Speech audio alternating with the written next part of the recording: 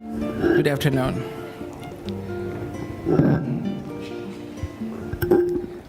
Yes. Good afternoon, Mr. Ashish Chauhan, the Managing Director, Bombay Stock Exchange, Dr. Yana Rames, Partner, McKinsey Global Institute, Mr. Rajesh Makhija, CEO, Emphasis Wide, and Mr. Ro Khanna, former Deputy Assistant Secretary, United States Department of Commerce. And today the moderator is Sanjeev Goyal. He's the CEO of Droices. And thank you, welcome. Mr. Sanjeev, over to you. He's the moderator. Good afternoon, everyone. Thank you very much for joining us. We have an amazing plan. We are going to talk about global growth and emerging giants.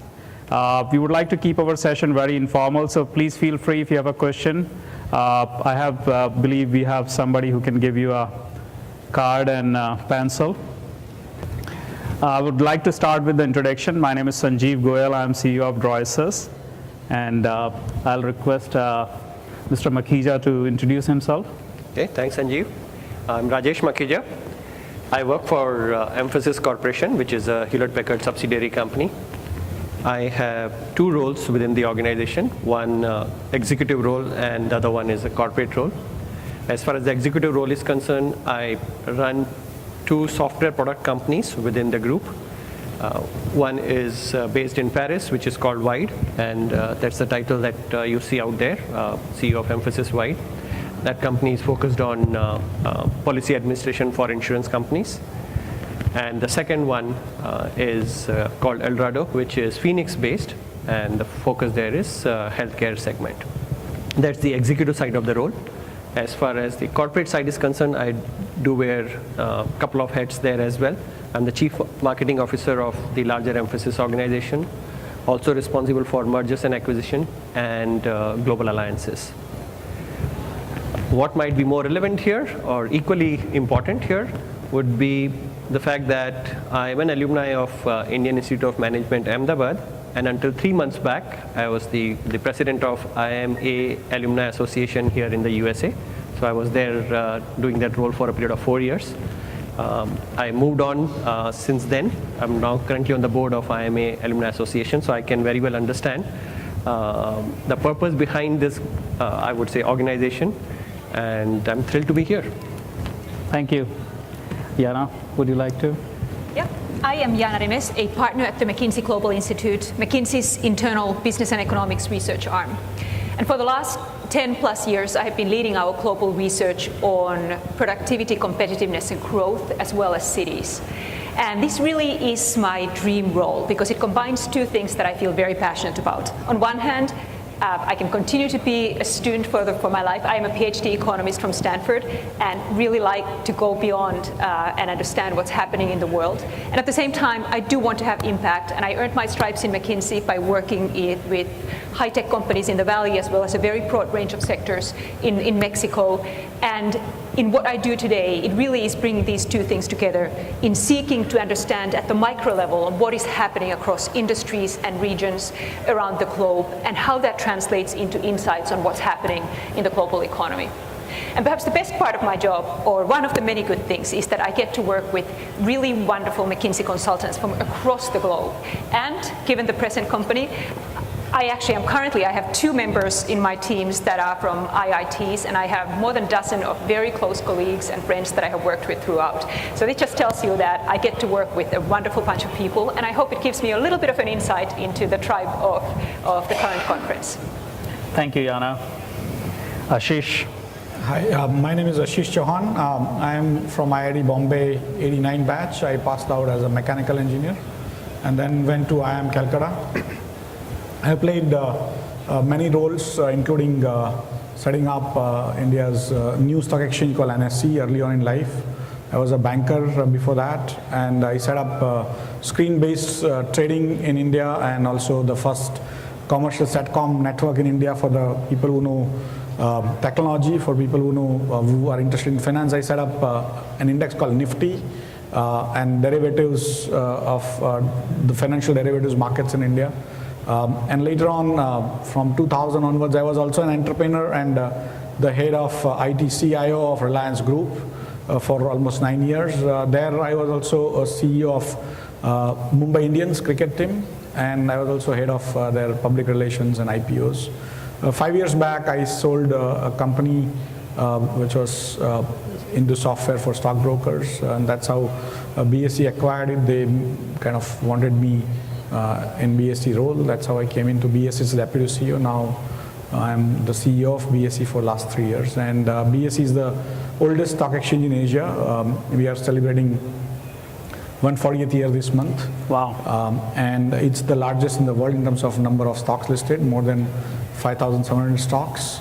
It has a market cap listed of around $1.6 trillion, and around 28 million users registered with us. We give you response time of around 200 microseconds when you place orders on BSE, with the scale of around 500,000 orders in a second. So it's a highly tech job, but more importantly, it's also regulatory and a policy role. Basically, it works on channelizing savings of Indian economy and, of course, from abroad to the productive capital in India. Thank you, Ashish. Thank you very much. Ro, would you like to? My name is Ro Khanna. Thank you, Sanjeev, for inviting me to be on the panel. My connection to IIT is actually my father. He graduated in 1968 from Delhi IIT and immigrated here. He studied chemical engineering and settled in Philadelphia, where I was born. I think the reason my relevant experience, now I'm a lecturer in economics at Stanford and at work at an energy efficiency company, but I had served in the Obama administration at the Commerce Department and was helping implement the president's national export initiative, which was all about figuring out how we increased American exports. Currently only 1% of American companies are exporting. And so I was involved in our outreach to particularly China and India and emerging markets on exports. Thank you, Ro. So I'll start the panel.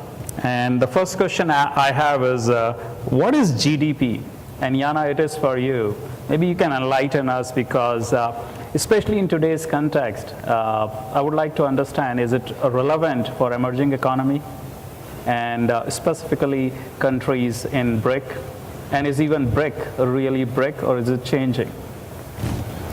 Well, GDP, I wish I could say a definite answer. It is right now the best available metric we have for measuring the level of economic activity. But it was never meant to be what people make it today, which is, it was designed in the Second World War as a way to try to understand what the economic capacity is to deliver the goods that were needed. And it was actually, a lot of the measurement was done in Soviet Union, which was very much a planned economy. So it was meant to be an operational metric for performance, largely for goods, not for services, and definitely not for the government.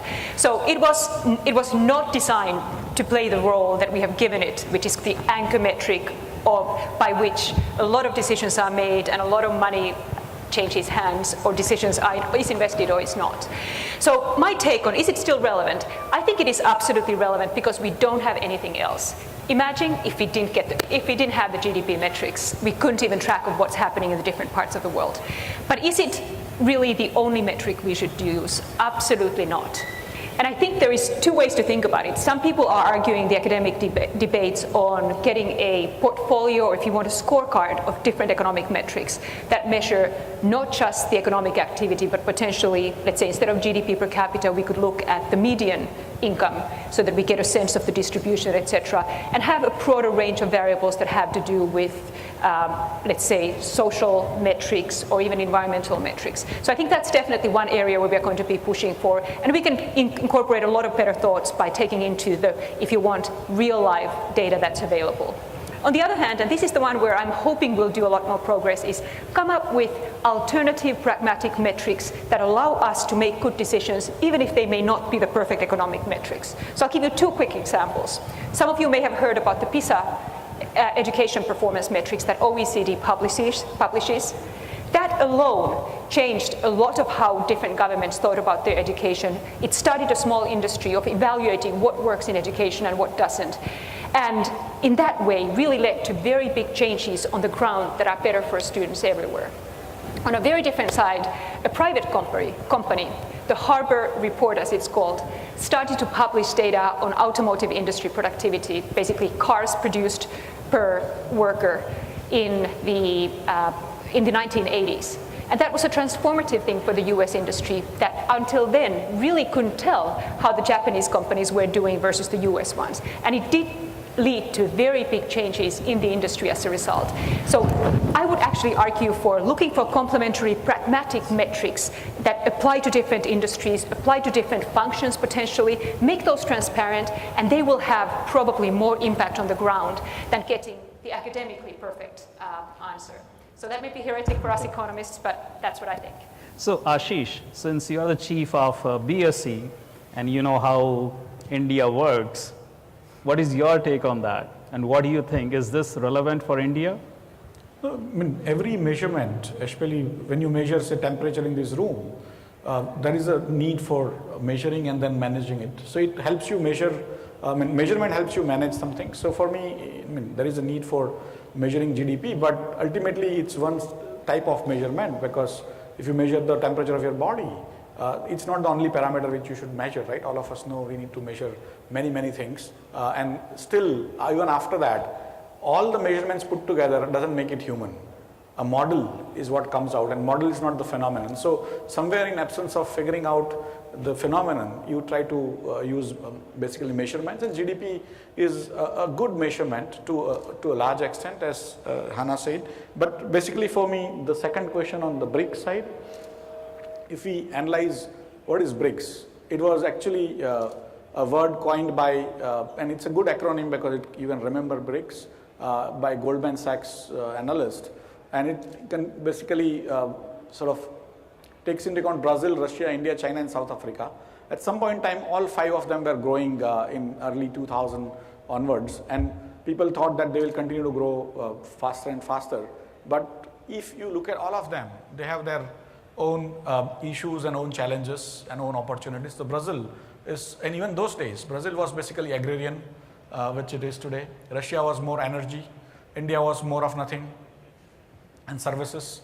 China was more of manufacturing, exports, and South Africa was more minerals. So they were all kind of completely disjointed group in totally different zones, connected by one single guy or one actually girl sitting in Goldman Sachs in New York, making them together, and it kind of stuck. Now they also bought into the bluff, and now they set up a bank called BRICS Bank, which I think is hilarious. But having said that, in some sense, all of them have different challenges, and like China, from 79 to 2014, grew at a rapid pace. Why it grew is also interesting because of the demographics. They had a huge demographic advantage. New people were coming into the job market. They had a strategy. They were what I call a CEO-style economy. CEO and the board of directors decide what to do. The rest of the people have to, it's like one of the largest companies in the world in that sense, with almost 1/5 of human population working for them. But effectively it was a CEO-style economy. It went on for a very long time, and suddenly it has stopped because it doesn't have roads to build. It doesn't have bullet trains to build. If they build roads, nobody actually travels on them, and so on and so forth. And that has actually brought down huge amount of sort of world GDP itself. But more importantly, 2016 will be first year where less number of people will be coming into the job market compared to previous years. And that is actually putting huge pressure on their wages, which is making them uncompetitive. And China is looking currently reasonably slow, despite whatever pronouncement they may make. Russia was a commodities economy with oil and gas as the main economy, and suddenly post the shale gas kind of innovations in US, the prices have come down everywhere, and China slowing down has also reduced the need for energy, and that is putting a lot of pressure on Russia. South Africa, again, China has gone down. They were trying to acquire as much mineral and use up most of the mineral. That is going down. Brazil, again, the commodity cycle has turned quite sort of against earlier for almost from 90s to 2010, 2012. Commodity cycle was actually very much on the upside. Now it's going down, and for me, the agrarian economies will have tough time. India was more services and more what I call The demographics, which is very interesting, India has 1.27 billion people, out of which 50% are below age 25 and 65% below 35. India is going to remain young like this for next 30, 40 years, and that young population with technology orientation, that is where, for me, India has become service economy, straight from agrarian to services, no manufacturing in the middle, little bit, but effectively, it's gone straight into services. And for me, the newer technology that are coming up is going to also make life that much more interesting. But I just wanted to be aware that there is BRICS and there is kind of a huge differential in all of them. And then if you look at the US getting old, Europe old, Japan old, everyone is getting old except We have the youngest population India, among BRIC countries. right? And so for me, it's a very, very interesting sort of phenomenon that is there. Thanks. So that brings to our next question, which is technology and productivity. And we all see in Western countries how technology has changed and dramatically improved our lives. I think so. Because somebody asked me this question 10 years ago. He was a 70-year-old gentleman. He walked to me in a restaurant and he said, "You seems to work in computers." I say, "Yes." And says, "When computers started 40 years ago, everybody told me that it's going to be more productive. That means we'll have more time. Where is that time?" So it's very fascinating, but on a serious note, Mr. Makhija, I have a question for you. What do you see and how technology is changing emerging economies and emerging countries? And earlier we were talking, you gave a very, very interesting selfie example. So I'd love to, for our audience to hear that. Yeah, I'll get to that in a minute. Yeah, I still believe that technology has indeed improved productivity, but economic productivity. All right. I will not comment on the quality of life. Different people can have different take on that.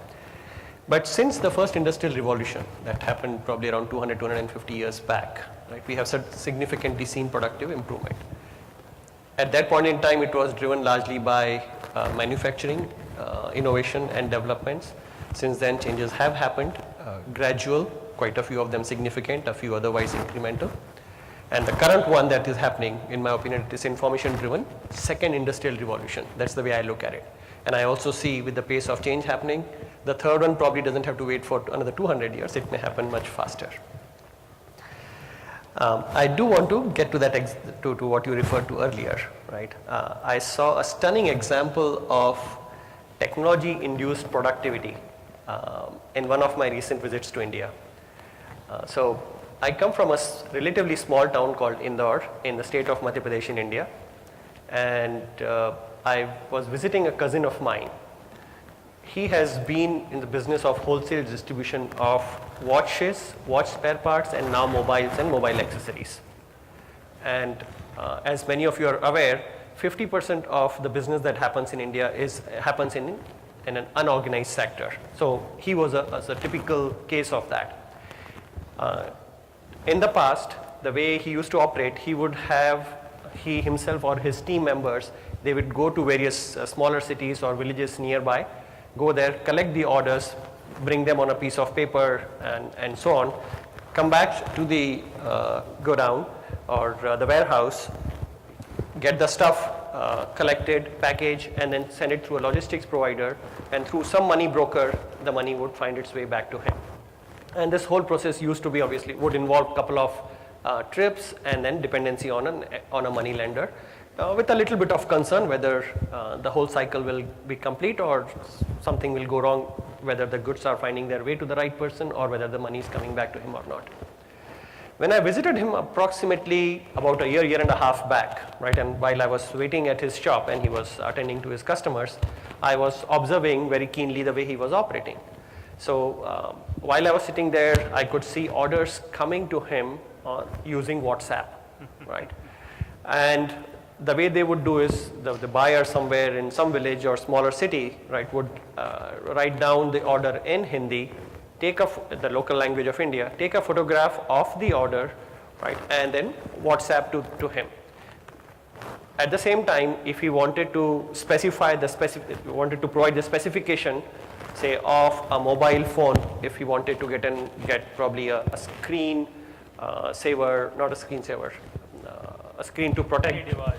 Sorry? Any device. Yeah, any device which required any specification. So the buyer would take the photograph of the mobile phone and thereafter specify that the bottom edge of the mobile phone is this much in measurement. And then the comment would come, please send following accessories which should be applicable to the device. So the order would come in a very different manner. Then this cousin of mine along with his people would get those stuff collected from the warehouse, package them, and through a logistics provider, the stuff would go and find its way to the buyer. Once the person who is delivering the entire package to the buyer, they would take a selfie, right? Which would be a proof that the goods have been It's a delivered. selfie now. Sorry? It's a selfie. Yeah, it's a selfie, right? So they would take a selfie of the person who is delivering the goods and the person who is receiving it, and that selfie would be a proof that the transaction is complete, the goods have been delivered, and the money has been collected. So it's date and time stamp too. That's right. So it's beautiful. So what they really have done it is they have taken the technology in their own hand and the way they understand and optimize it for their business processes, which is fascinating. Instead of investing and hiring one of us and pay us $1 million for that. So the interesting aspect here is you see the extent of productivity improvement we're talking here, right? It saved so many trips, right, the physical trips. It saved that anxiety that goes along with those trips. The goods were delivered, there was proof in electronic format, right, that was there that this whole stuff is done. There is accountability with the logistics provider because the process the whole process is complete. The goods were delivered, the logistics provider has collected the cash. Now there is clear accountability that the cash has to come back to the cousin. So that's one small proof of how technology is significantly changing productivity or improving productivity all around us. So we see the signs of productivity improvement with big corporates, with what we see around us. But I would say at least that was one example, one manifestation in which all the benefits of technology are percolating down all the way to, I would say, people in rural areas, people who are not necessarily structured or who may not even be speaking English for that matter.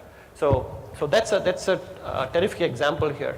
Okay. In fact, that makes me believe, right, that the benefits of technological improvement, which took years to trickle down to the developing or emerging countries in the past after the first industrial revolution, in this case, probably they will happen almost at the same time. And this growth that we are talking about, given there is so much of headroom for the emerging economies to grow, I see that there is significant headroom and the growth pattern will last for a much longer period till I think they reach a particular saturation point. So Rajesh, I really like your take and the way you have explained how technology is changing and evolving businesses in emerging countries, because we all know they are not going to spend $1 million in figuring it out. It's a 4-man shop or 2-man shop. In America, we have all large organization, large setup. The challenges are slightly different. But that brings another question, and Ro, you may like to take it, and it's open to everybody. What do we do about legal infrastructure? Because the way economy is changing, the way things are changing with technology, now export laws are changing, and it has to change, but it is not really evolving as all of us are doing business. We want to do business at the speed of light.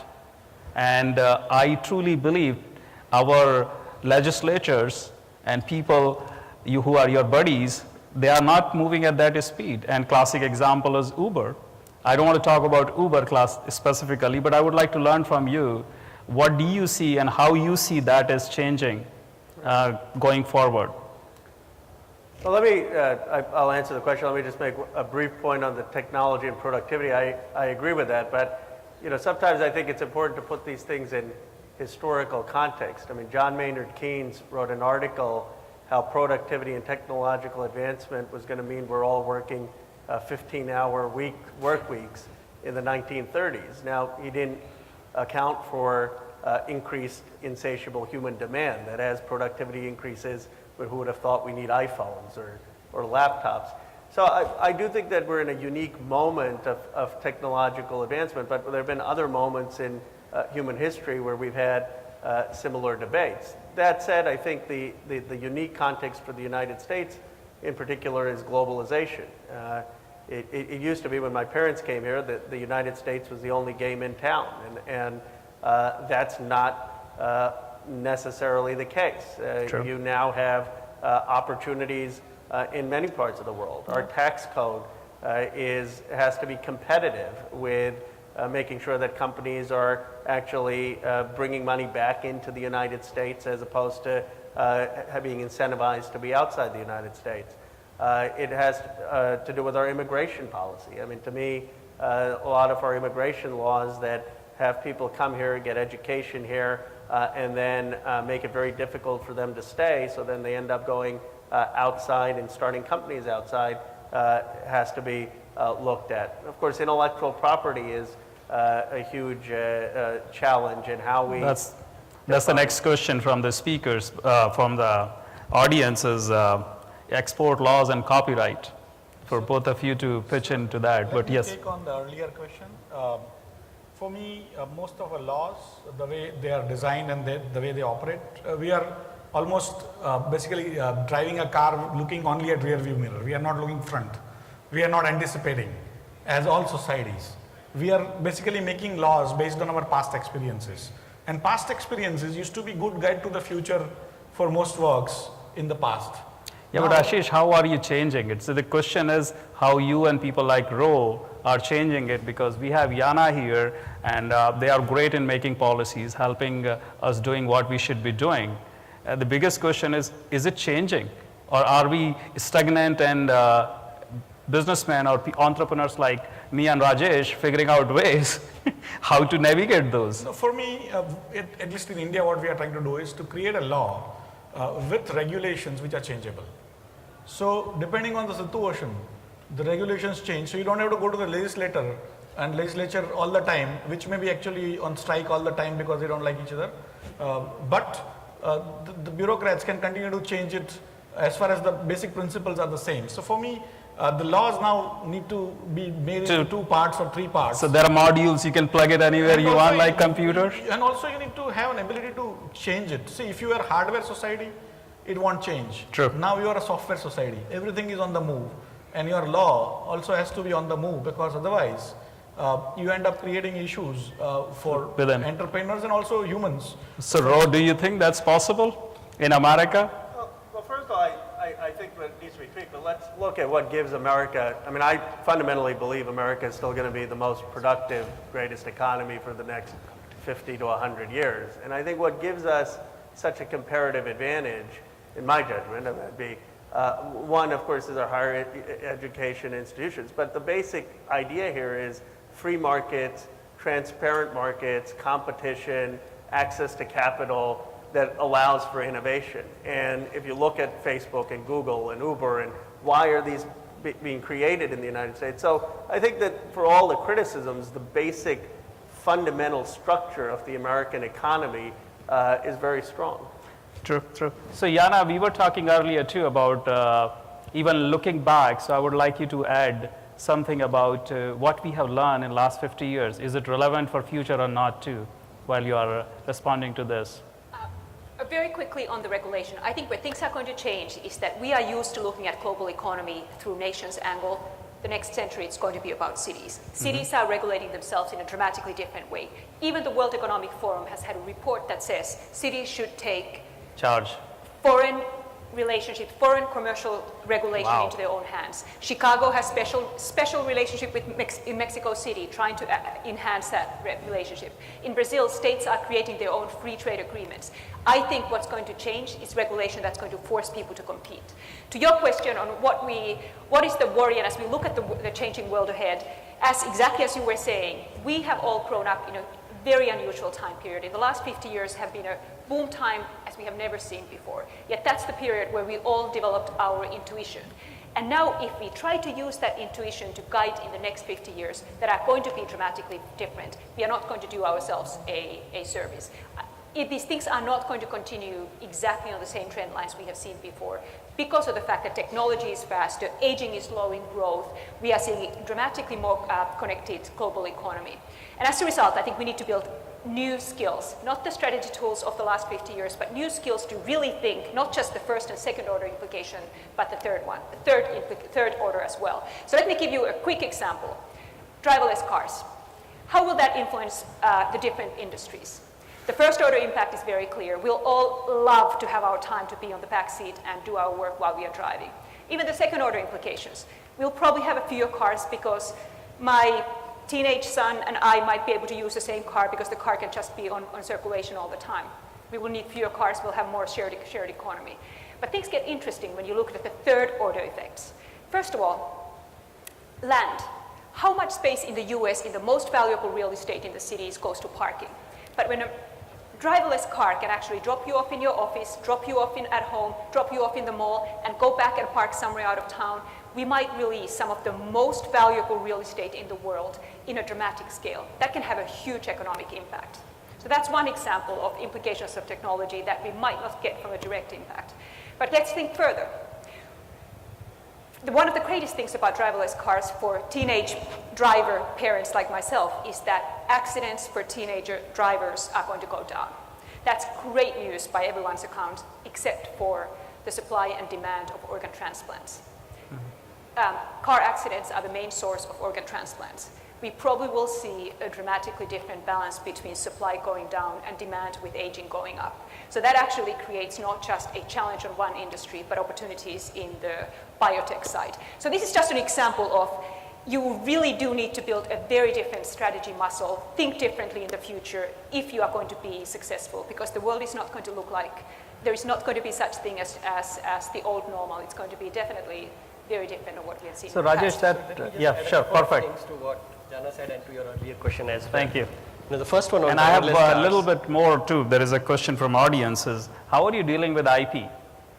Because you are really in the hard bad. All your customers are asking you to protect the IP and copyrights. How do you manage that too? So I'll come to that in a minute. So there are Perfect. three things that I'll touch Yes. upon. Briefly, the fascinating example of driverless cars that you brought here. You talked about a few implications. Let me extend them to a few other business processes, right?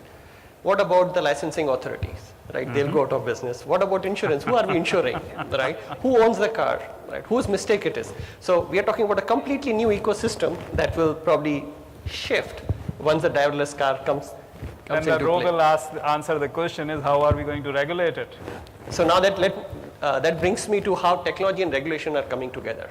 In fact, at my firm at Emphasis, regulation and compliance is a big area that we focus on. And it is pretty fascinating that the regulations get passed first, right? Obviously based on what has happened in the past or what they are observing. Obviously we are not proactive enough as Ashish and Ro talked about. Then there is a team of lawyers or business process experts who try and interpret what those laws mean, and thereafter they struggle to apply them within the system, right? That's the challenge they all go through. A lot of it is manual. It is not possible to have a technical system for a law that you have not yet seen, right? So at this point in time, yes, there are armies of, I would say, lawyers and operational folks who So they are work not towards. leading. They are not leading, right? But what we are seeing, right, and probably we are involved in it as well, development of tools which in a sense in real time would translate what the regulations imply and bring them into business processes, because the fact of the matter is a lot of data is now there in the organizations which can be accessed through electronic means. So if there are intelligent ways in which the business processes and the laws can be brought together, the gap that we are seeing between the time the regulations are passed and they are implemented, it will certainly come down. Once we get to that stage, probably we might start thinking a little proactive. That will put pressure on the system or on the government to start thinking a little ahead on that front. Now that brings me to the whole aspect of IP, right? And that's probably a very, very current topic, given the social expansion. And it's changing dramatically. Given the social explosion that is happening around us, right? Tracking IP is becoming more and more difficult, right? And there will be, I don't think there is much I can say other than there will be more. It's the question of, you come up with newer sets of rules and regulations, newer sets of encryptions to protect it. Somebody else will come up with a way to beat you. And Yeah, I don't absolutely. think that cycle will ever end. We have to keep working to it. So the lawmakers have to follow, and they have to figure out ways how to regulate it after we are done, right? Awesome. So we have a few more minutes left. Do we have any question from audience? Anybody wants to ask something specific? Please. Can you speak a bit louder? Yeah, I was saying this is a question, maybe Ashish could take it. What are the steps remaining in making India fully accessible to foreign investors? Repeat the question. What are the steps remaining in making India fully accessible to foreign investors, at least publicly traded equities? You know, there's a cap on how much foreigners can own and all that. So it's very much like a free market, but not exactly it. What are the difficulties in getting there? What are the milestones to look out for in the future? Indian markets basically used to be a little more restrictive compared to what it is today. Earlier, if you were a person not of Indian origin, that is what we call NRI. If you are not an NRI and staying abroad, that is anyone else other than Indians sitting here, they would have to come through what we call foreign institutional investors. That is, you have to invest in a fund, and then the fund will register with the Indian authorities, and then you would be able to invest. That was the process which was there from 1992 to 2014. Last year we came out with the new regulations. I was part of the committee which recommended and got implemented, is that now anyone from anywhere in the world can invest in India, even a housewife in Japan, it seems they are quite active in investing abroad, can also invest in India directly by connecting to their local custodians. We'll do all the back office work and basically make them trade on Indian markets. So how do I do it? I just go and open an account like E-Trade or what? Yes, and if they have an office in India, they would ensure. So I have to have an office. Not you, the E-Trade or Morgan Stanley or Goldman Sachs or anyone who has office in India for trading, for being brokers in India, they can connect you to India, and you can invest in any of those 5,700 stocks that are listed in India, but also not the ones which are not listed in India. So effectively there is a huge market in India today of the listed stocks, but there's also a very, very big venture angel PE ecosystem that has developed. I think outside Silicon Valley, Indian funding framework is one of the best in the world, because too many people are now funding lot many entrepreneurs. Earlier in India, people used to only fund people they knew. Today, there are angel networks coming up, venture capitalists, and they're funding practically hundreds of billions of dollars every year, in smallest to the largest businesses. So effectively, India is open for business, and for people like you who are from India, but also from people who are not from India and can actually participate in India's growth as well as the growth of the world. Yeah, so we are in between your food and our panel, so I will try to close the panel with one last question for all of you. What is the biggest lesson learned and key piece of advice to our audience? Ro, I would like to start with you. Anything you would like to share? And especially... my sense is obviously it's a changing economy with technology and globalization. But if you look at a lot of the folks who went to IIT, including my father, and what made them successful in this country, it's not that they studied software or venture capital. It's, when I was growing up and I'd get 90% on my exams, my dad would say, where are the other 10%? And as new as the economy may be, I think the skills that allow for success, hard work, discipline, a rigor, writing, reading, math, I don't think those are drastically new. And I think a lot of it is about understanding that it's a competitive world and how to educate the next generation, whether in the United States or other parts of the world, to have the values that a lot of people who went to IIT had because of their parents or others. And I think if they have those values, they'll be able to succeed no matter what the changes in the environment are. Ashish? I think the world going forward is going to be much more volatile in terms of changes that are happening. And we need to be ready to, as societies, as well as cities and as individuals, to take advantage, because it's going to be a deluge. The waves are going to be much faster. A steam engine would take 200 years to get spread out. A television will take 60 years. A Google will take 5 years.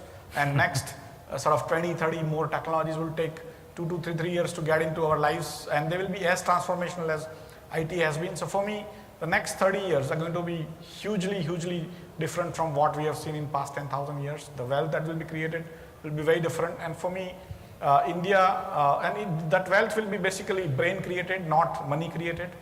And that, for me, tells me that India has a huge sort of opportunity there because of its young people, most of them technology savvy, and India will end up creating wealth that has not been created before over the last 10,000 years. So what you're saying is this is the best time. And India is in the world. India is a bottoms-up economy, unlike China, which is top-down. And everyone is trying to do everything themselves. So in China, when a leader says, do something, everyone starts doing. In India, when leader says do something, we do exactly opposite. Right? And that is actually what we call anti-fragile, if you heard Nassim Taleb. If you have not, you should read it. Unbelievable. Interesting guy. But effectively, India is hugely anti-fragile, hugely individual dependent. Almost 90% activities have nothing to do with government. Even the IT sector came out because government was not involved. And we are all used to being free market guys, and these technologies which are coming up so fast with more brains, less capital is exactly ideal for India. Thank you. Yana, you have an amazing take, I know, and you travel really widely. So I would love to hear from you. What is your take? Well, I would like to go back to your start of GDP. So the reason why I think it's so important to refresh our thinking of the world is that the last 50 years, we saw the global economy expand sixfold. Half of that expansion came from the fact that we have a larger workforce. Productivity contributed the other half. In the next 50 years, that expansion of the workforce is going to come to a halt. So it added 1.7% to GDP growth. It will add 0.3. And that means that productivity is going to be what matters most of all. If we stare at the global GDP number, we will expect that to decline unless we can really do something about productivity. And for productivity, it means two things. First of all, we need to be making sure that not just the large, high-performing companies become productive, but also the long tails. The small enterprises, the informal ones you talked about, those are going to be the customers because the growth for companies is going to come from higher income per head. There's not going to be more heads in most parts of the world. Of course, India and Africa and Middle East are the exceptions.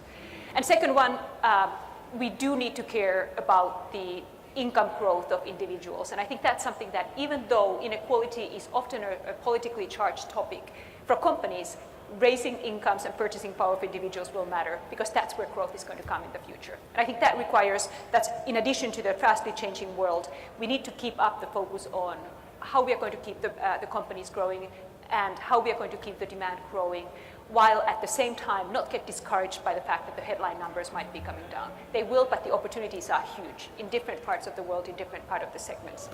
So you are saying the same thing. It's a fascinating time. It is fascinating time.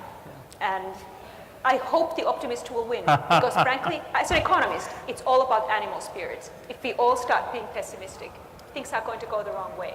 I think we need entrepreneurs. We need nobody in this room, Yana. I think in this room is exactly the people who can make a difference. Absolutely. And deliver in an environment that may discourage some of the less brave ones. Rajesh, what's your take? I completely agree with her. We need entrepreneurs. What does that mean, right? If I have to leave a message back here, it is all about what skills would be relevant for the times ahead, right? And the skills that essentially enable entrepreneurship are the ones I think that would be very critical. I believe that knowledge will be available on demand, or it is already available on demand through the likes of WebMDs or wikis or various other specialized tools that we have out there. Knowledge can be made available. If the knowledge has to come from some experts who is sitting far away, one can always Skype with him or her and get that knowledge and get the things done. What probably will differentiate folks in times to come would be the attitude, the orientation, the communication skills, the risk-taking ability, the willingness to move along in an uncertain environment. Those things are going to become very, very critical. And obviously, those are the ones that go towards entrepreneurship as well. So in my opinion, those are the skills that are going to make us stay relevant in times to come. In fact, when at my own company, when we look at hiring freshers, more than the knowledge, we are looking at these kinds of skills, because we know if we invest in these people, irrespective of the kind of changes that we'll see, they can certainly navigate towards newer, they will be willing to change, they can navigate the change, and they can make the difference. So that's the best message I would certainly like to leave behind. Thank you very much, everyone. Thanks, everyone here. We'll be here for a few minutes, and all the speakers are here. Feel free to ask us any question, and join us for lunch. Thank you.